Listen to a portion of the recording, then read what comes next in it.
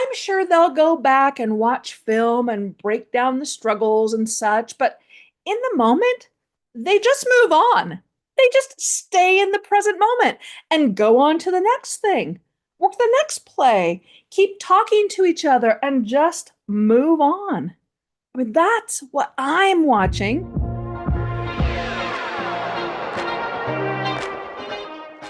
Welcome to the Foster Your Voice podcast with me, Christy Foster. After a 30-year career in music and theater, I never imagined I'd be coaching trial attorneys. But once I entered your world, I quickly realized how critical and underutilized voice is in the courtroom. The truth is, you don't win trials with brute strength. You win with your voice. I'll give you tools to unlock your voice so you can communicate not just with purpose, but on purpose. If you want quick action tips to help you stay calm and in control, keep jurors engaged, and inspire your listeners to action, all through the power of your voice, you're in the right place. I'm Christy Foster, and I'm here to help you foster your voice. Hello, Foster fam. How's everyone doing? In my neighborhood, we're in the go home spring, you're drunk weather time. Beautiful, sunshiny days to start, low 70s, just perfect. But by the afternoon, it's pouring down rain with overnight temps in the mid 30s. So it makes it hard to get dressed every day because I'm probably going to have to change my clothes halfway through, but that's where we're at. You know what's not hard, though? Leaving a star rating and a review. It's maybe a stretch of a segue there, but seriously, it's easy. I mean, I love hearing from folks that are enjoying the podcast. Someone in one of my online community groups just commented on a thread saying, "Loving your podcast, by the way." And it just blessed me to no end. But it also makes a world of difference when you leave a star rating and reviews on your podcast platforms, share the episodes, or subscribe on YouTube. So please just take a sec to do that on one of those. So before we get into today's topic, I just had to share with you something that I came across the other day. I'm all the time fascinated by how we learn. Maybe more so how we grow. And as we work on our goals or even just declare a goal, fascinating things happen in the brain. I mean, it's the sole job of the brain to keep you alive. And it wants to do this by maintaining the status quo. It views any change away from its normal habits as a threat to you. So it shuts you down. It tries to squelch that drive towards something new, a new thought, a new activity, or whatever. This duplicity of the brain is truly fascinating to me. Like, how can I cognitively want change and at the same time, my brain prevents me from making the change? It's just wild how double-minded we are. Now, the good news is that we can rewire the part of the brain that is keeping us mired in our old habits. But it takes intention and discipline, repetition and consistency. So the brain can say, "Oh, you're serious about that? I mean, I don't want to, but we can, I guess." I mean, bless. It wants to protect us. It has protected us. We know to not just step into the street without looking both ways. Why? Because we were taught it on repetition, intentionally, consistently. We might have even had a scare when we forgot once, or maybe even got disciplined for it. That now is locked into our habit brain. So now, as adults, you don't even think about it. Of course, you look both ways before stepping into the street. It's a habit now, and it keeps you safe. So, yes, the brain is well intentioned, But sometimes that well intention transitions into overbearing, and we have to lovingly set some boundaries. Thank you, brain. I know you're trying to protect me, but we're actually safe in this moment. There's no imminent danger, so we're going to try something else today, and it's going to be fine. You'll see. Here, let me show you. And then you start to do the new thing in small ways and build safety to convince the habit side, that overprotective side of your brain, that your cognitive side, the part that wants to grow and do new things, it knows what it's doing and that everyone is okay. So, anyway, all that background, what I came across the other day was a video of Mel Robbins. She's a modern day thought leader, best-selling author, podcaster, and she was saying that the fastest way to rewire new thinking patterns is to marry new thinking pattern with something you don't normally do physically. I'll put the link to the video in the show notes, but essentially, she's talking to a young man about how to change how he thinks about himself, low self esteem, low self image. So, to rewire that thought pattern, she suggests something that he should do daily, and that is high five himself in a mirror. Now, she says this is going to feel ridiculous, but the act of high fiving is infused with so much positive meaning. You got this. Well done. Yes, let's go. Yeah, buddy. Those are all phrases that our brain associates with that act of high fiving. So, when we take a moment to look at ourselves in the mirror and to really take it in, as Mel says, the person you go through life with, not just your reflection, but the person you go through life with, and then conscientiously give them a high five, you are connecting all that infused positive meaning from the physical action into the person staring at you. What do you think? Do you have any personal experience with this type of thing or affirmations? I'd love to hear from you. Email me at christy@fostervoicestudio.com and let me know how you've experienced your own rewiring of thinking patterns. High five. You know what I hate? Being misunderstood. It's actually one of my biggest fears, if I'm honest, right up there with birds. Yes, I'm afraid of birds. Leave me alone about it already. Being misunderstood is just the worst, though. Trying to communicate something and seeing that it's just not landing the way you intend. A too harsh of tone with your kid or spouse that ended up setting them off. A thinking face that got interpreted as annoyance or irritation and ended up shutting down the conversation and leaving you baffled. It's so frustrating in our personal lives, but in the courtroom, your mismatched communication profile could break your case and lose you a deserving verdict. So, I've created a free guide to get you thinking about the emotional profiles you create. It's a printable guide to help you 10x your communication impact by mastering 6 emotional profiles for clear and authentic connection.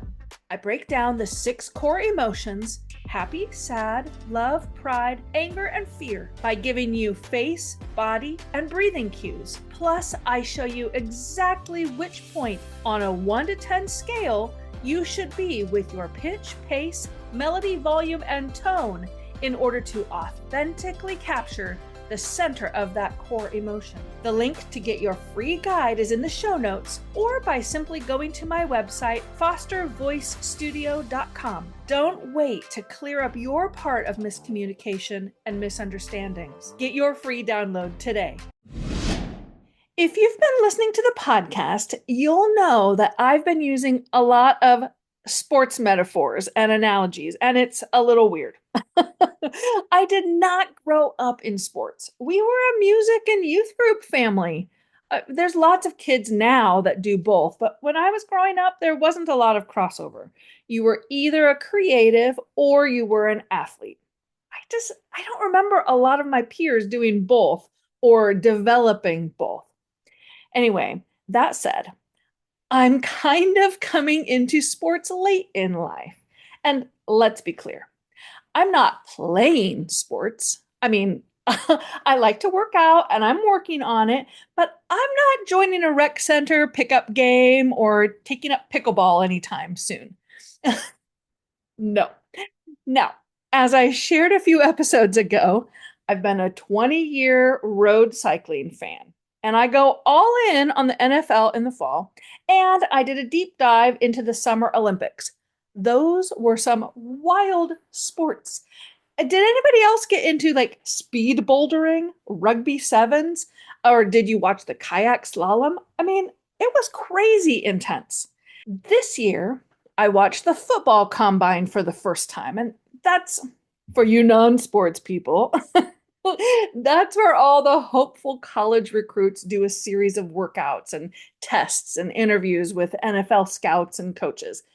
Then this week is the draft. By the time this comes out, the draft will have already happened. But today, when I'm recording this, I'm looking forward to it. I'm trying to remember who all I saw at the combine, and I'll do my best to track it well. First off, how the draft even works and the strategies in the process. I'm learning, but it's a process.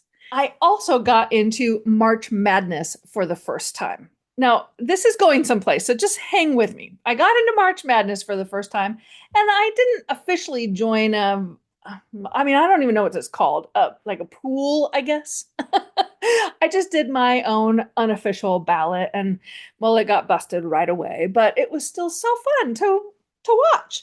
So fun, in fact, that now I'm watching the NBA playoffs, and honestly, I'm kind of bummed that it's not single elimination like March Madness was. I mean, at least not yet. I don't know if it's going to be, but right now they play like 7 games potentially. So it's a longer process. Okay, so why am I telling you all this?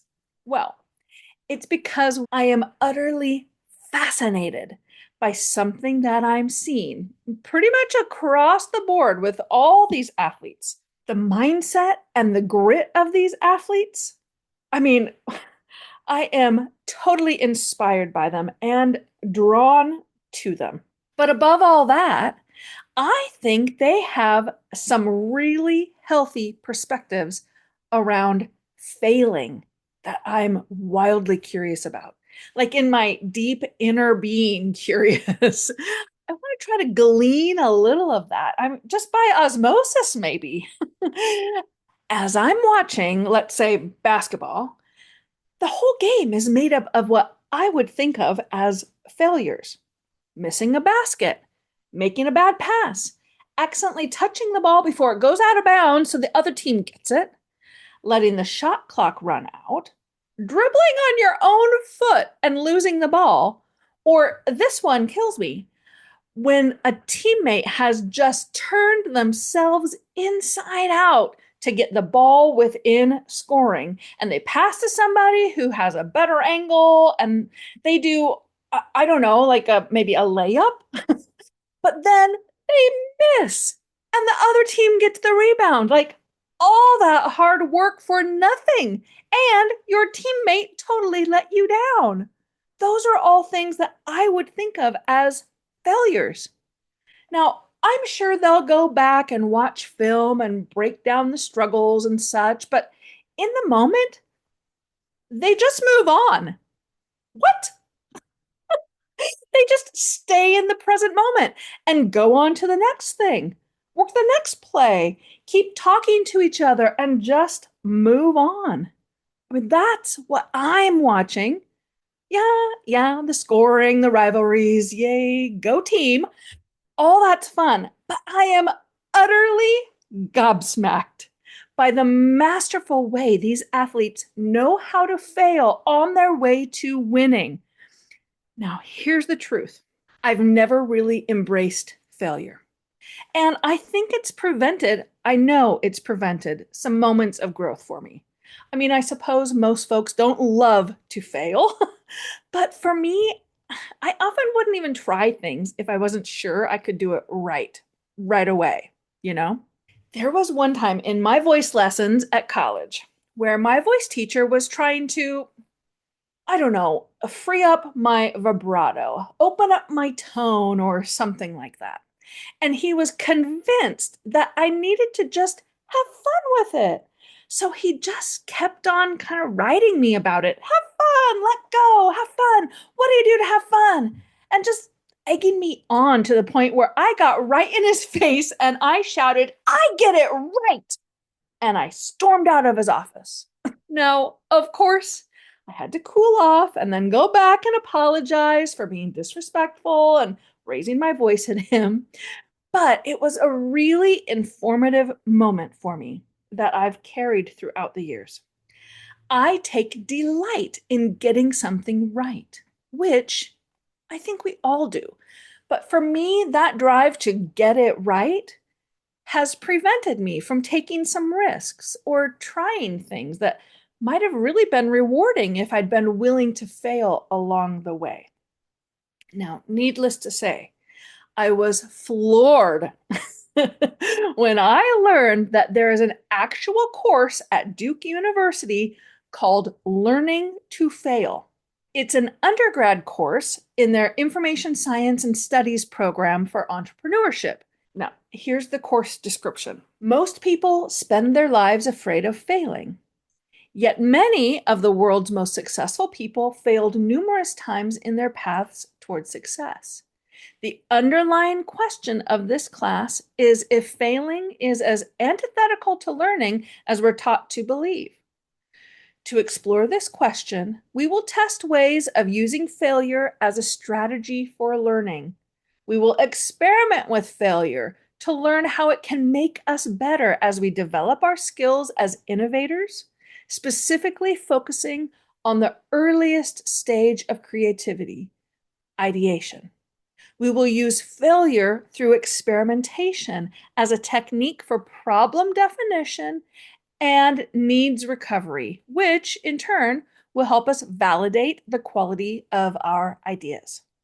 So valuable to offer this course to undergrads. I wonder if I would have been brave enough to take it if it had been offered at my school. I'm not, I don't know if I would. Would you? So, what's your approach to failing? I mean, let's face it, trial is hard. And for civil cases, it's about a 50-50 chance as to whether the plaintiff will prevail. Recent studies say plaintiffs' verdicts are up to maybe 66% for automobile personal injury cases, but med mal is lower, and federal court trends really low for plaintiffs' verdicts. Failure is a very real part of being a lawyer. So, my question's real. What's your approach to failing? Are you more like my college self who didn't take risks because of the fear of failure, or at least to try to mitigate it as best as I could? Or do you take more risks like an athletic approach? Quickly moving on, staying present, thinking of it as just a blip on the way to more successful times? I happened upon a post game press conference, which now is quite famous, and you'll understand why. It's with, now I practiced saying his name, Giannis Antetokounmpo. I think I got that right. He's the star forward for the Milwaukee Bucks, who are in the playoffs right now. After the Bucks were eliminated from the 2023 NBA playoffs, Giannis was asked whether he considered the season a failure. And here's what he said. There's no failure in sports. You know, there's good days, bad days. Some days you are able to be successful, some days you are not. Some days it's your turn, some days it is not your turn. And that's what sport is about. You don't always win. Some other people are going to win. And this year, someone else is going to win. Similar as that, we're going to come back next year, try to be better, try to build good habits, not have a 10-day stretch of playing bad basketball. You know, and hopefully we can win a championship. So 50 years from 1971 to 2021 that we didn't win a championship, it was 50 years of failures? No, it was not. It was steps to it, and we were able to win one. Hopefully, we can win another one. Wow. I love that. Substitute sports for trial. Setbacks are part of the journey towards success, and each step, even losses, contributes to growth. So keep growing. Keep putting in the effort to expand yourself, your skills, and your resources. And if you have a specific time where you used your loss as a strategy for learning and as a paving stone on the path to success, I'd love to hear from you. I'd love to hear your story. Email me, Christy@fostervoicestudio.com, to tell me about it, okay? I know in my bones that failing is fruitful. It's good. It's beneficial. And I want to get better at embracing it. So check in with me and tell me how you navigate it, how you embrace failure as a path to success in your life. Let's get better at it together. And until next time, keep fostering your voice. Thanks for pulling up a seat with me today and for being part of the Foster fam. Make sure you're subscribed to the podcast so you don't miss a single episode. And while you're at it, go ahead and leave a review or a comment so I can give you a shout out on a future episode. During the week, you can find me on Instagram at Foster Voice Studio, where I'm dropping little nuggets of vocal technique and leadership wisdom.